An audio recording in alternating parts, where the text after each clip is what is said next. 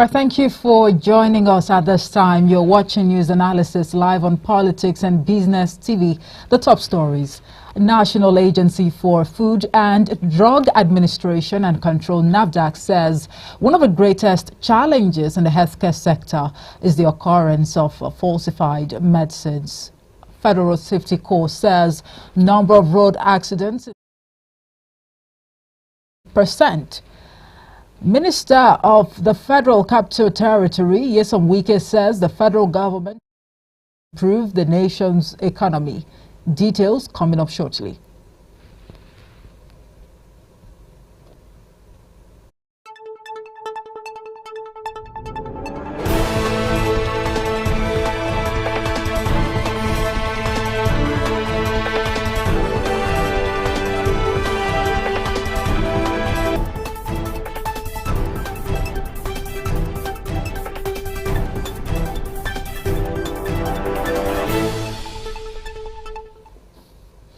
Right, welcome back. I am Omohefe Peace Osemere. Now let's begin with the National Agency for Food and Drug Administration and Control (NAFDAC) saying it has put in place effective mechanisms to trace narcotic products right from production, the manufacturing plant, to the end user. A statement from the agency yesterday said its Director General, Professor Mojisola Ade, made the disclosure while commissioning the narcotic drugs serialization pilot project in Lagos.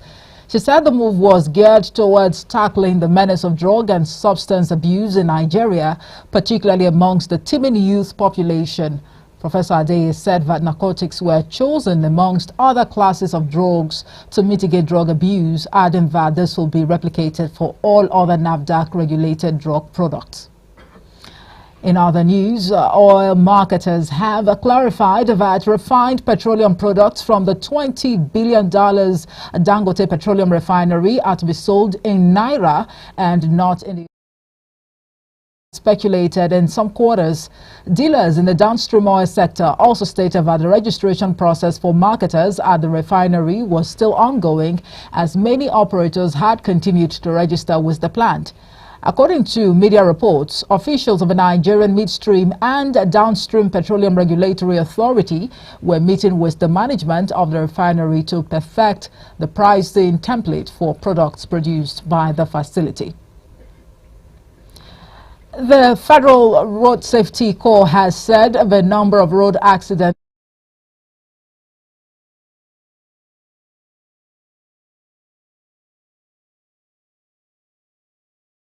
road traffic crashes across the country last year. The FRSC also said about 10,617 road traffic crashes were recorded and 31,874 injured. The Corps Marshal, FRSC, Dauda Abiu, said this at a press briefing on the review of 2023 activities and Operation Zero Special Patrol of the Corps.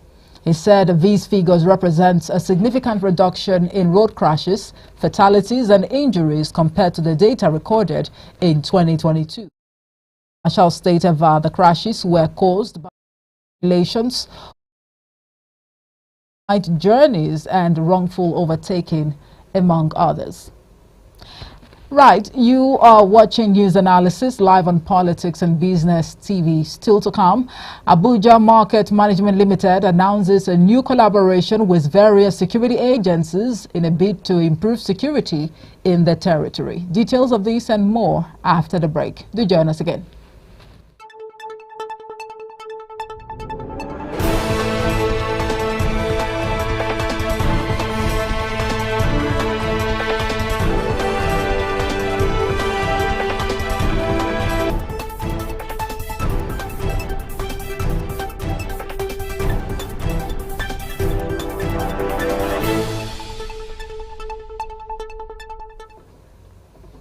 Welcome back. This is News Analysis live on Politics and Business TV. Now, the Pan-Northern Socio-Political Organization, Arewa Consultative Forum, has condemned the relocation of key departments of the Central Bank of Nigeria and the Federal Airport Authority of Nigeria to Lagos by the President Bola Tinubu-led administration. According to the forum, the relocations of the two agencies are a deliberate ploy to further underdevelop the northern region of the country. According to media reports, the CBN in an internal memo last week announced plans to transfer some of its departments to Lagos State, citing congestion at the headquarters in Abuja. Similarly, the federal government announced the relocation of the Federal Airport Authority of Nigeria's headquarters from Abuja to Lagos. The relocation was officially announced by the Minister of Aviation and Aerospace Development, Festus Keyamo, in a memo dated January 15, 2024, and signed by the Managing Director of FAN, Olubomi Kuku. Well, in the meantime, mixed reactions have been trailing the Northern Senators' position on the relocation of federal agencies from Abuja to Lagos. According to media reports, the senators had also protested what they described as lopsided allocation between the North and South in the 2024 budget, arguing that the development was designed to further underdevelop the North. The 58 lawmakers under the aegis of the Northern Senators Forum have alleged that projections and provisions of the 28.7 trillion naira 2024 budget are unfair to the North. The Northern Senators, however, said they were committed to addressing the concerns and feelings of their constituents in the North regarding the decisions and policies put forth by the federal government, including seeking legal redress if possible. However, regional groups such as the Yoruba Socio-Cultural and Political Organization, Afinefere, the Middle Belt Forum, MBF, flagged the senators for giving the impression that Nigeria was not yet a nation, stressing that what was paramount was the result. Now we head on to Plateau State as the House of Assembly resumes plenary today. 16 lawmakers elected on the platform of the People's Democratic Party said they would resume their legislative duties despite their sacking by the Court of Appeal. This came as the All Progressives Congress said the lawmakers remained sacked and their plan to resume was an invitation to anarchy and a threat to democracy. The Court of Appeal in Abuja had in November sacked all the 16 members of a State House of Assembly elected on the platform of the PDP on the grounds that the party had no structure to nominate them as candidates. Addressing a press conference in Jos on Monday, the 16 lawmakers led by former Majority Leader Yobo Ishaku said since the Supreme Court, which upheld the election of Governor Caleb Mutfwang on the same issue, had ruled that the PDP had a valid structure to nominate, the verdict of the Court of Appeal sacking them as lawmakers had become a nullity. Now, the FCT Minister, Nyesom Wike, says the federal government is working to improve the nation's economy with a view to addressing poverty, one of the drivers of insecurity. Wike stated this during a media interaction in Abuja, where he explained that poverty and the economy were two sides of a coin, just as poverty and criminality were connected. He explained that the federal government, through its subsidy removal and other economic policies, was working hard to improve the country's economy, which had been in a terrible state for a very long time. He urged Nigerians to wait patiently, adding that the measures would, in the long run, improve the economy as a practical solution to poverty reduction. While acknowledging the contribution of poverty to the rising insecurity in the FCT and the country at large, the minister stressed that poverty was not peculiar to FCT alone. He added that FCTA would not be able to reduce poverty within the territory when it was tied to the national economy. Meanwhile, in an effort to improve security and safety at Abuja Market, the Abuja Market Management Limited, AMML, has announced a new collaboration with various security agencies. The cooperation came on the heels of the visit by FCT Minister Nyesom Wike to Buhari, where he met with security heads, traditional rulers and stakeholders to address rising concerns on kidnapping and other crimes. According to the acting managing director of AMML, Yakubu Abbas, the organization will team up with the FCT commands of the police, DSS, NSCDC, NDLEA, DRTS, FRSC, and vigilante groups. The joint effort aims to boost security manpower, improve surveillance, enhance intelligence gathering, and install CCTV cameras in markets across the territory. Yakubu added that the collaboration was necessary because currently there are too few security personnel posted at major FCT markets like Wuse and Gariki, which attract a large crowd.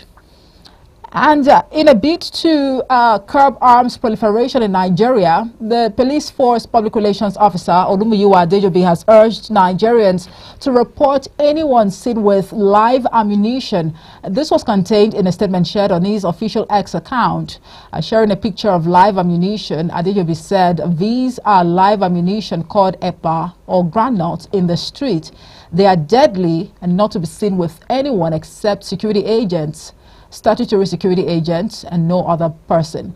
If you see them with any friend or civilian, please expose him or her. We need to collectively curb the proliferation of arms and ammunition in Nigeria. Now, for some security analysts, the proliferation of arms or illegal possession of military-grade arsenal by criminals and non-state actors has been or has reached the epidemic level in Nigeria in recent times, with attendant national security implications.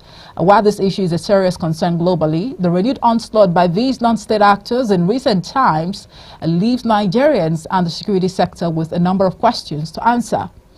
Joining us now to discuss this is a security analyst, Salihu Mahmoud Dantata. He joins us live via telephone. Good afternoon to you, comrade. Good afternoon, Efe. Right, thank you very much for joining us. Let's start by getting your reaction to the renewed efforts of security operatives in combating insecurity in the FCT and other parts of the country. We understand that, of course, a number of victims have been released. Of course, one would say that that is indeed a step in the right direction. At least Nigerians or residents in the FCT can now heave a sigh of relief. Let's get your thoughts. Well, first of all, we have to thank the FCT Minister, Nyesom Wike, who has been disturbed and based on that, even paid visit to Buhari, where he had meeting with traditional rulers, chairman of the area council and other stakeholders to find a lasting solution to the increased rate of kidnap and other skeletal related crimes within the capital territory. That is how minister is supposed to act. And I think the security agencies like the police, army and others have also taken steps to flush these criminals out of the environs of FCT. I can vividly tell you that the Special Intervention Squad as well as the Intelligence Response Team of the Nigerian Police have been in the Buhari bushes and bushes of other parts, but majorly that of Buhari, and to the best of our knowledge they've made arrests of kidnapped suspects, arms and other weapons they use, and most of them they have been fleeing to Kaduna still.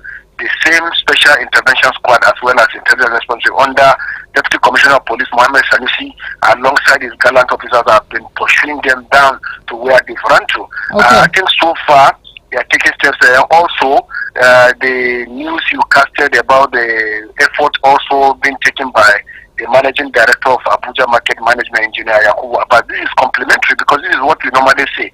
We should not allow the government to do it alone. So market is also a place of interest, just like other schools and what have you. And model parks, but the market, yes. when you see everybody has business in there.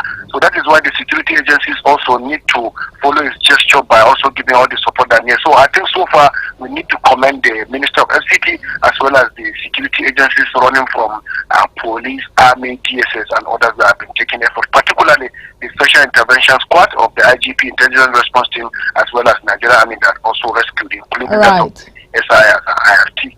Right, comrade. Now let's get to the issue before us today, which has to do with, of course, proliferation of arms in Nigeria. What are your thoughts on this, quite disturbing trend? Or better still, how much of a concern is, this issue of arms proliferation in the country to you? You see, when we're talking about proliferation of arms, it has to do with the porous nature of our borders as well as corruption and ports. For example, of recent, the Department of State, even though they've not made it official, intercepted catchment of arms bound for Plateau State, where already there was crisis crisis, and this catchment of arms were found to have been cleared in one of the ports, particularly in Lagos. So the issues about the proliferation of arms it is when the borders are better beefed, even with the presence of the customs, immigrations, civil defense, DSS, border police, and other security agencies have entrance of an exiting point of Nigerian borders. Still, they are not that safe because there are bushpats. I will give you an example of Jibia, Niger border, Chikanda, Gure, Benin Republic border towards Kwara side, as well as Idiroko, Seme Owode border in Lagos, as well as Oku State border areas, as well as Gamborun Gala, that is bordering Chad and Borno State, as well as those border areas of Pulele in Taraba with Cameroon, and also others. What you find out that even where there are uniform agencies at the recognized border part, you see that most of the areas they use in bringing these arms are the bush parts. And when they bring these arms is when you see these non-state actors getting to patronize and get them, or maybe they use it to fuel conflict or crisis, which ought not to be. So I think above all, the anti-graft agencies need to do a lot of job in the ports where they will put their intelligence gathering in disguise, because that is also corruption, where a container is not well certified and is the declaration is maybe baby clothing and it is arms. This is how it also get enhanced. So the border areas also, corruption need to be taken far by giving the kind of orientation to some of these combined officers, because it is also alleged that sometimes they also take some kickback to allow some of these arms into the country, which makes the proliferation to become uncontrolled, even though we used to have an office concerned with that, which has been abolished by this incumbent administration. Okay, all right. Now, the police force public relation officer, Olumuyiwa Adejobi, has urged Nigerians to report anyone seen with live ammunition. That brings me to the next question as to, whether or not blowing the whistle on anyone found, carrying ammunition will be able to address this trend. You see, yes, it is one thing for the Force Public Relations Officer, Assistant Commissioner Muyiwa to speak. It is another thing to idea. You see, even the security agencies know where the people that use this life. How much did they sell AK-47 now? Almost 450,000 to 1 million. 750,000 to 1 million. Can a poor man looking for Gari or looking for Tuin Shinkapa or Amala to eat go and get that? They know the people. They should center it around politicians who carry some politicians who carry arms without licenses. Center it in all these ag bureaus that follows unions. Maybe when they are having their infight and what have you. Then also some people that are involved in communal clashes, they know where those live cartridges and live ammunitions are seen. And to the best of my knowledge, if the police, DSS and others want to work, they will do it. But first of all, let them call back even some of the licensed guns so that they can recertify. If you can recertify land, why can't you recertify the issuance of guns? Okay. There are certain licenses that have been issued that were not used for the purpose why the Inspector General of Police granted such licenses for arms use. All right, comrade, if you let me, if you say AK-47 is around 400,000, and for you no, it is 750 to 1 million. Oh wow, 750,000 to 1 million. Oh wow, I mean, one.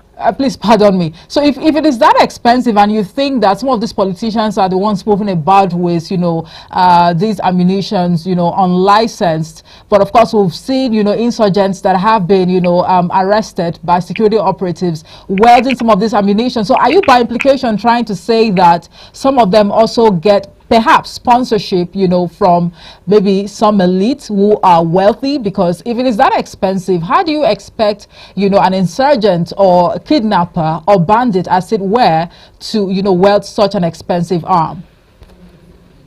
You are talking about insurgents and bandits. You see, some of them are supported by foreigners. Some of them are supported by some bad politicians. Some of them are also supported by some heavyweights. So most of these armed bandits you are seeing in Zamfara, you see the insurgents in Borno and other things, they are the third force. They have people sponsoring them. There are people that want the stability in the country, which is security.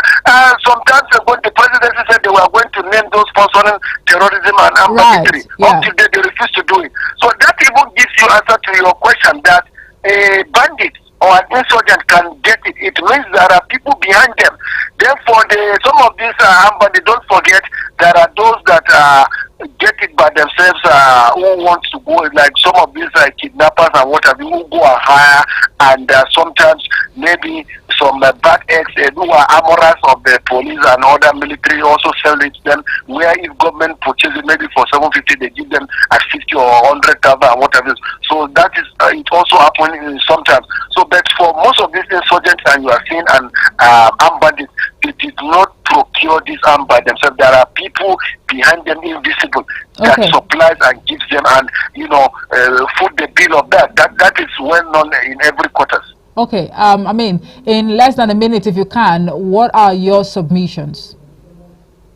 My submissions are, let there be enhanced intelligence gathering, because if there is enhanced intelligence gathering for movement from here and there or where they are, they will be able to get certain information. Then community policing should also be further propagated, because some people, they know some of these people that have illegal arms in their possession, but because of the poor cooperation sometimes between the security agencies and their civil populace, they find it difficult. But once the concept of community policing is enhanced, people will feel free. They will also make their own valuable contributions via intelligence. Then this informal practice that police used to have, they should capacitate and spread the number so that a lot of people can become informers. Where there are catchment of arms warehoused, they will be able to expose it. All right, Comrade, thank you so much for talking to us.